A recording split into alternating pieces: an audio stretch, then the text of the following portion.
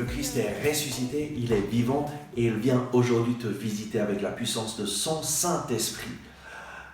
Jésus, dans l'évangile de Jean, chapitre 14, versets 16 et 17, dit « Et je prierai le Père, et il vous donnera un autre paraclet, pour qu'il soit avec vous à jamais, l'Esprit de vérité. » Jésus a prié le Père pour qu'il nous donne un autre paraclet. Un paraclet, c'est quoi? C'est un consolateur, un avocat, un assistant.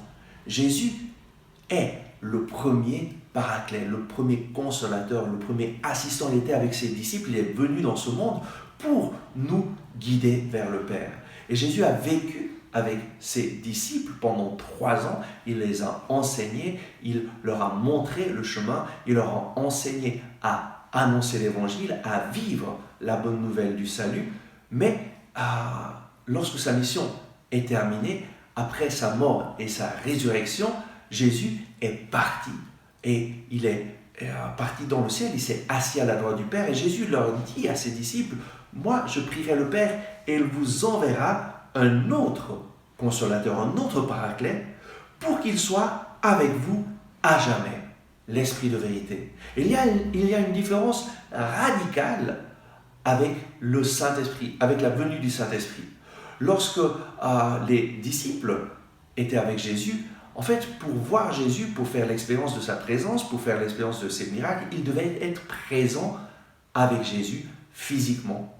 Jésus a vécu physiquement sur cette terre, il a été avec ses apôtres, avec ses disciples, et leur a enseigné à vivre, en fait, mais les disciples avaient besoin de la présence physique de Jésus pour pouvoir voir l'œuvre de Dieu, pour pouvoir voir Jésus.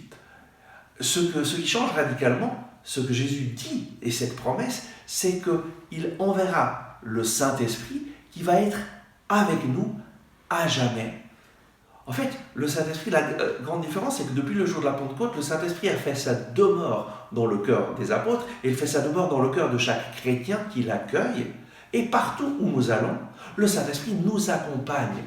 Et donc, contemporainement, dans tous les coins du monde, partout où il y a des chrétiens, le Saint-Esprit est là et œuvre. Nous n'avons plus besoin d'aller à Jérusalem pour voir Jésus afin de pouvoir faire l'expérience de sa présence. Nous pouvons faire l'expérience de sa présence partout dans le monde. C'est ça que le Saint-Esprit vient faire. Il vient faire sa demeure dans le cœur de chaque chrétien. Et un chrétien qui vit à Rome, un chrétien qui vit en Suisse, un chrétien qui vit en France, un chrétien qui vit aux États-Unis, qui vit en Amérique du Sud, peut faire cette expérience du Saint-Esprit maintenant. Et voilà cette promesse. Voilà pourquoi nous avons besoin du Saint-Esprit. Et le Saint-Esprit est une promesse extraordinaire. C'est une personne extraordinaire qui vient faire sa demeure en nous et qui demeure en nous. Et il est avec nous à jamais. Invoque le Saint-Esprit. Demande-lui de venir dans ta vie. Et tu feras l'expérience que lui t'accompagne. Et c'est l'expérience que je fais chaque jour. Depuis que j'ai été baptisé dans le Saint-Esprit à l'âge de 22 ans, je fais l'expérience que le Seigneur m'accompagne partout où je vais, et que je sois en Italie, en Espagne, en Allemagne, en Suisse, aux États-Unis, le Saint-Esprit est là et œuvre et guérit, restaure, transforme les vies. Le Saint-Esprit convainc les personnes que Jésus est vivant, présent, transforme leur vie parce que je fais confiance en sa présence.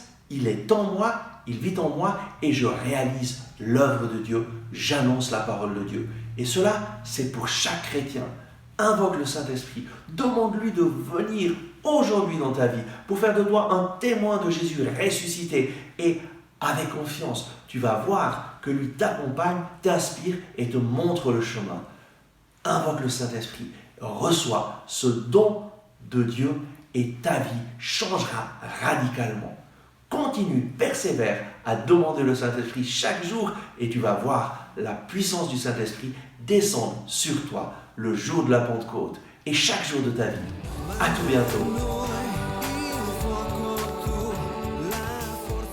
Merci d'avoir regardé ce message. J'espère que vous l'avez apprécié.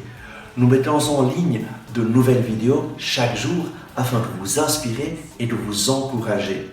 Donc, N'oubliez pas de vous abonner à notre chaîne, de cliquer sur le bouton j'aime et d'activer les notifications. Si vous avez aimé ce message, je vous invite à le partager avec vos amis.